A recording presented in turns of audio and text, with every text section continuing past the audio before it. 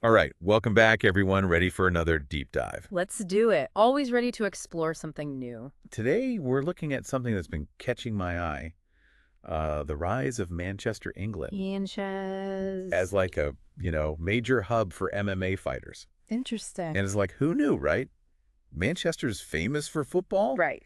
but now it's turning out some serious contenders in MMA. That's a shift, huh? From the pitch to the octagon. Exactly. And we're going to use this recent article about one fighter's journey to kind of unpack this whole trend. Okay, I'm intrigued. Yeah. So, who's this fighter we're focusing on? His name is Brendan Loughnane. Loughnane. And he's a Manchester-born fighter who's on the verge of becoming a two-time champ in the PFL, the Professional Fighters League. PFL, yeah, I'm familiar with them. Love their format. Right, it's unique. Totally. Before we jump into his story, though, can you give us a quick, what makes the PFL different from other MMA organizations? Yeah, so the PFL, it's like a season-long tournament, right? So instead of just, one-off fights, these guys are competing in multiple bouts throughout the year, racking up points, trying to make it to the playoffs. So it's like a whole different kind of pressure Oh, absolutely. than just like one. You've got to be on your game constantly.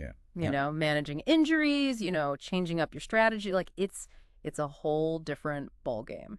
So Brendan Loughnane, he's like thriving in this environment. He is. He's a perfect example of how this format can, create champs. And get this, he started training in wait for it, a repurposed football cage. No way, seriously. Yeah, like literally imagine a football cage transformed into an MMA training ground.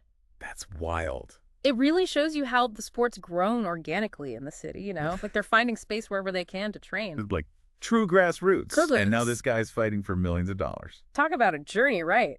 From a football cage to potentially, global recognition and those huge paydays. That's a crazy trajectory. Yeah. So what were his early days like, before the big money and the titles? Okay, so the article really emphasizes this. For like a decade, he was fighting basically for free. Wow. Just grinding, scraping by, all to chase this dream. That's dedication. It speaks volumes about his passion, right? Like, this isn't just about winning fights. It's about something deeper. It's like he had to prove something first before Absolutely. before the rewards came. He had to show that fire, that commitment. Yeah. And then finally, 2022, right? That's when things change. Yeah. 2022, he wins the PFL Featherweight Championship. Yeah. Takes home $1 million, changes everything, not just his bank account, but, his whole mindset. Yeah, I was going to ask about that. Yeah. Like going from, struggling to suddenly being financially secure. That's got to mess with you, right? It does. It's a huge shift. Wow. He even admitted it himself. Like, winning that money made him question everything, Yeah. Why am I even doing this anymore?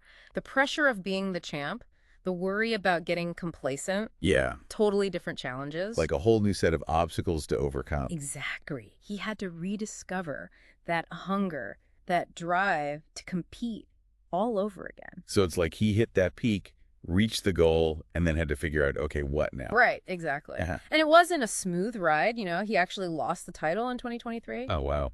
And he kind of admitted that part of it was not having enough time to really process the win, the changes it brought to his life. Yeah. It's like, it's so easy to think, oh, winning a championship solves everything. Yeah, like it's the end goal. But it can create a whole new set of, hurdles. Right, like a whole different kind of pressure. Totally. Yeah. Yeah. And I think that's what makes Loughnane story so relatable, even for people who aren't, professional fighters. Right. We all have those moments where we achieve something big, Yeah. and then we have to figure out what's next. Okay, so how did he bounce back from that loss? So the loss, it kind of reignited that fire in him. He talked about needing to start again, prove he wasn't a one-hit wonder, Classic comeback story. Yeah. It's a tale as old as time, but it never gets old. So how's he been doing in the 2024 season, the comeback season? He's been on a tear, man. 3 wins so far. Wow. 2 of those by stoppage. Bruh. Looking sharp, confident, like he's ready to take back that title. So that mental clarity, that seems to be back, right? Yeah, the article describes his run as smooth, Yeah.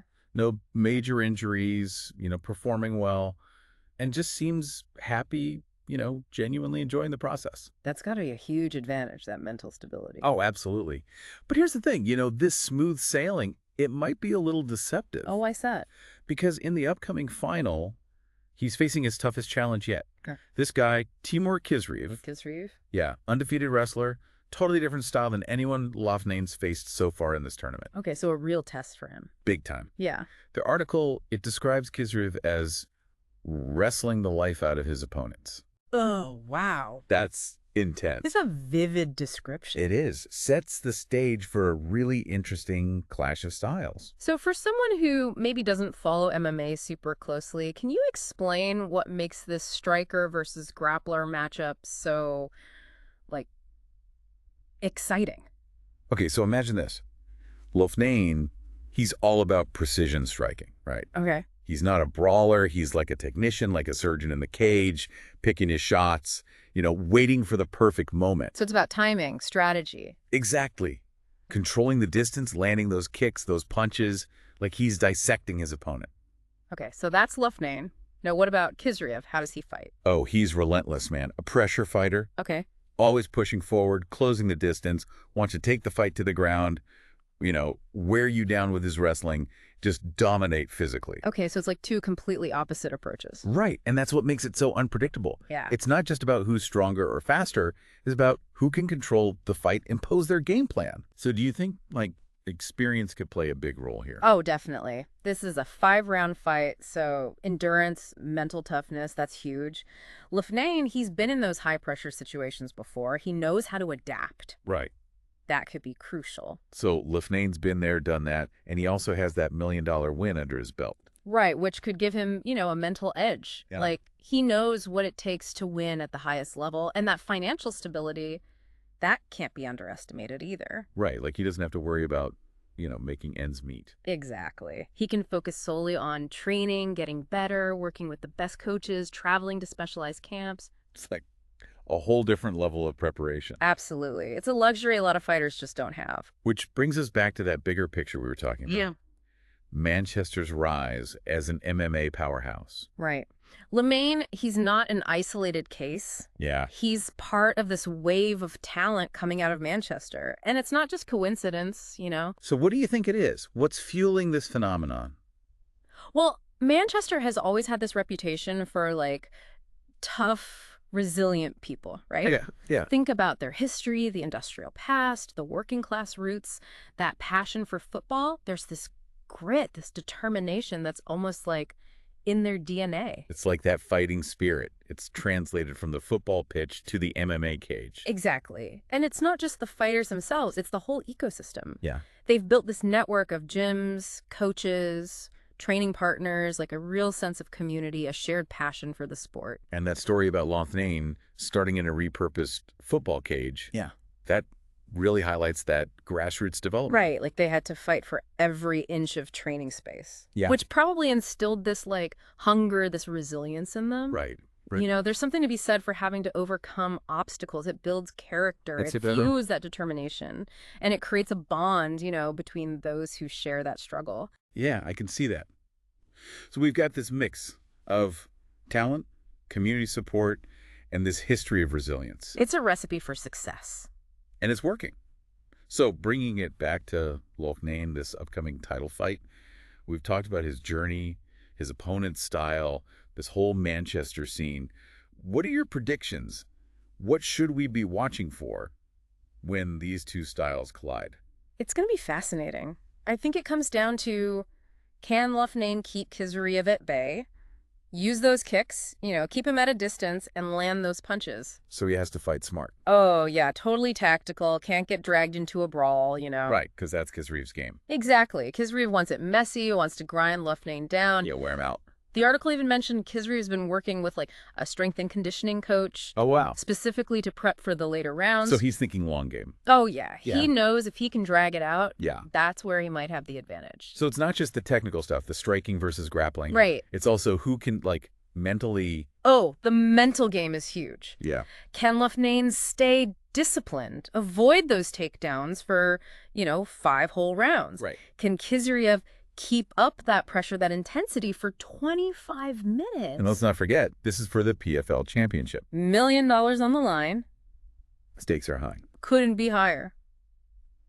Both these guys, they've been on a journey to get here. Yeah. But only one walks away with the title and the money. I'm really starting to get why you love this PFL format. Oh, yeah.